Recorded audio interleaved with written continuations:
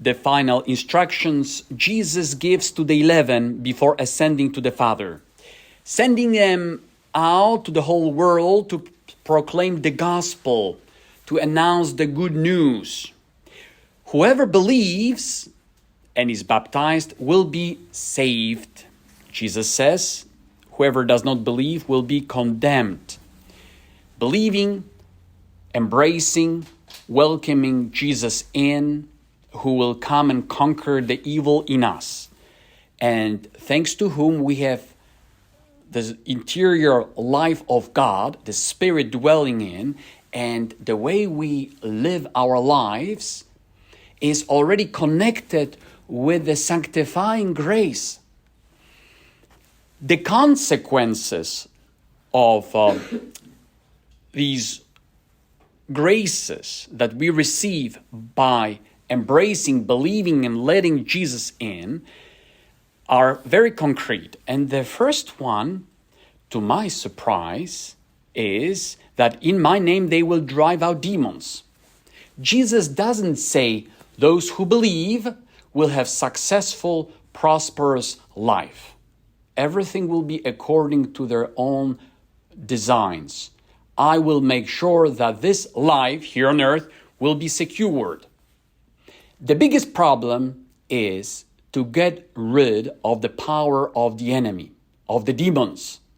You might have the best possible scenario here on earth if you have, for example, a problem with your pride, with your lust, with your greed.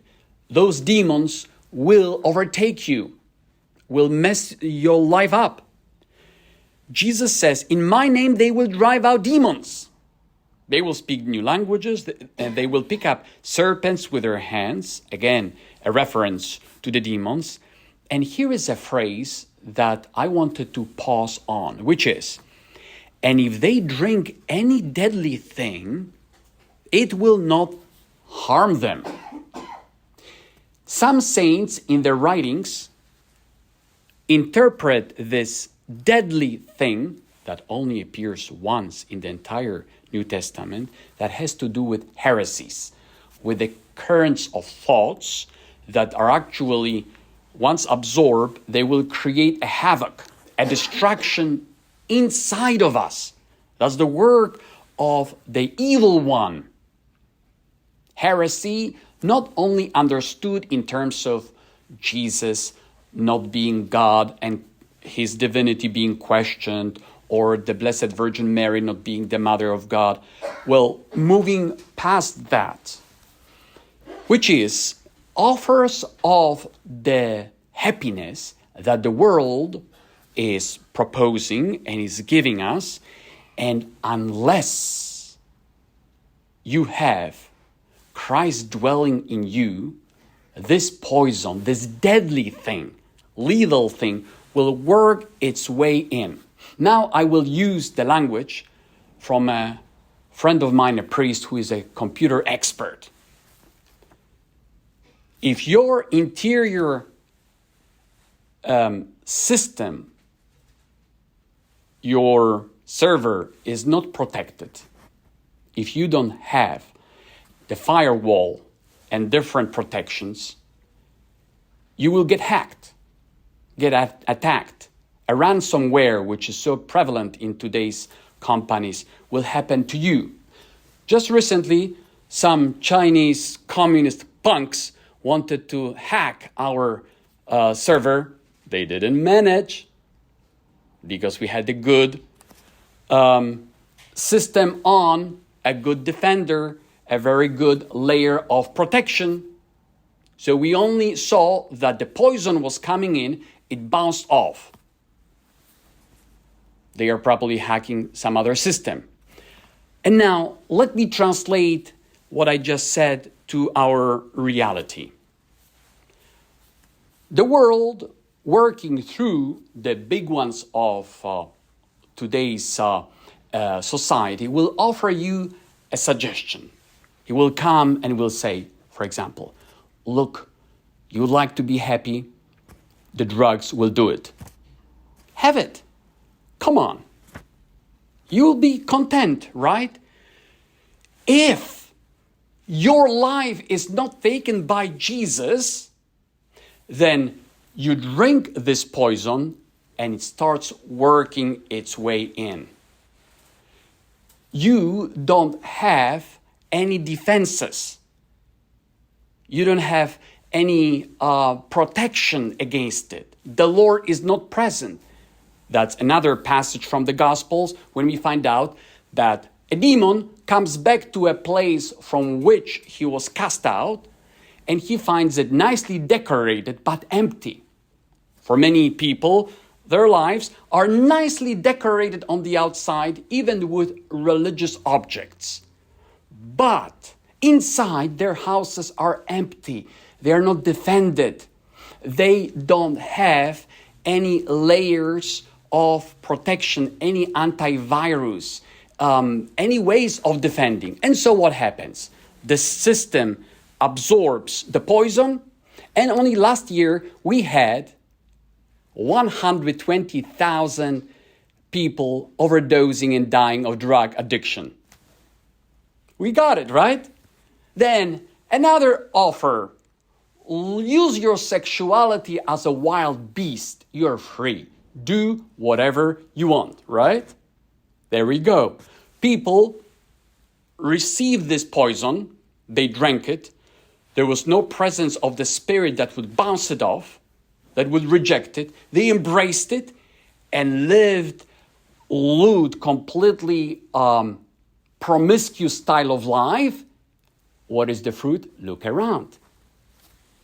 Fatherless families, everything in total disaster, pornography all over and stuff. Just last weekend, a parishioner entered the sacristy and told me, Father, you know what happened in our neighborhood? In the broad daylight, there was a woman who was about to be raped. And there were men standing on the outside, and instead of intervening, they pulled out their cell phones to record. Only a passerby, he made some commotion, and this horrible crime did not happen. I cannot believe it happened. He was surprised in our neighborhood. But wait a minute. All these guys who are your neighbors, your friends, they already drank this poison years ago. They, their parents, their kids, and this is what you have. This is what you get as a consequence. Today, another set of ideologues, which is, you can be who you are, and you don't have any layer of defense of the Spirit in you, total emptiness, that is already transmitted to you from generation to generation. And the young people are listening like what? You can be a boy, you can be a girl, you can be both, you can be it, you can be a dog, you can be whoever you want, because you can be self-creating. Get it, take it. Oh, nice. We'll castrate you first, and you will see how nice it will go. And look, this is what you're getting through the prime time liberal media. And everybody says, that's wonderful. My kids are so happy, right? Wait until the poison will get to the system. They will not tell you how many of them commit suicides. They will not tell you how many of them have plenty of mental, psychological issues, how many substance abuses are them. But they are so happy. Now they are hooked up to the pharmaceutical company in this country for the rest of their lives. Probably they will overdose at a certain point. But let's not speak about it. Let's not speak about it.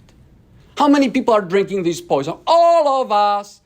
But if our house inside, our lives, are completely unprotected, and we don't have any layers of interior defense, a virus will enter.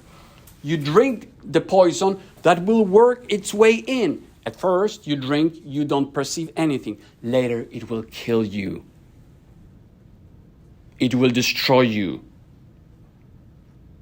This what Jesus promises, because believing in Christ means that you experience conversion of mind. Right here, you start thinking with Jesus Christ. And look, Pope Francis on numerous occasions Pope Benedict said that what gender ideology teaches is the worst that can happen to humanity, worse than communism and Nazism taken together.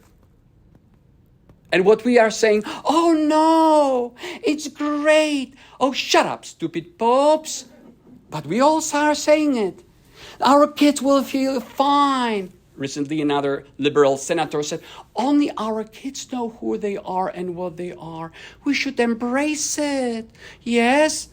Castrate them all. This is what the liberals are telling you. Let this poison in. But it all happens because there is a lot of decoration in our faith, but there is no true adherence to Christ's message as it's being interpreted, because St. Peter said in the first reading, be sober and vigilant. Be sober, which means don't get yourself drunk with all those promises. The devil is like a roaring lion looking for someone to devour. How many of your friends and your kids and grandkids got devoured? A lot! Why? Because they were unable to fight the demons. They were given the poison, they drank it completely uncritically, and since inside they were empty, the poison worked its way through and they are dead, hooked up to porn, to other addictions, to other stuff, and now they are hearing the only solution for your life is to get castrated and you will change your pronoun and this will make you happy. And you believed it. Your kids are drinking this poison. That's why Jesus says, whoever does not believe, does not embrace the message of Christ, will not be condemned. How many people are experiencing condemnation because they believed in the offer of happiness that is coming from this world, not from God Himself. And if our lives are not taken by the Spirit, where the fullness of happiness abides, then we'll drink and take uncritically, completely openly, any stupidity that will be offered to us by the devil through smiling politicians and ideologues of this world. You're unable to fight Satan. And so what happened in our neighborhood with this crime that, thank God, did not happen because someone intervened in the last moment, will be happening more, yes, because we already drank the poison that worked its way in and now only we see the effects. That's why the proclamation of the kingdom is so critical, because it has the power to extract the poison of Satan from us, making us the agents of the kingdom, not the agents of the devil.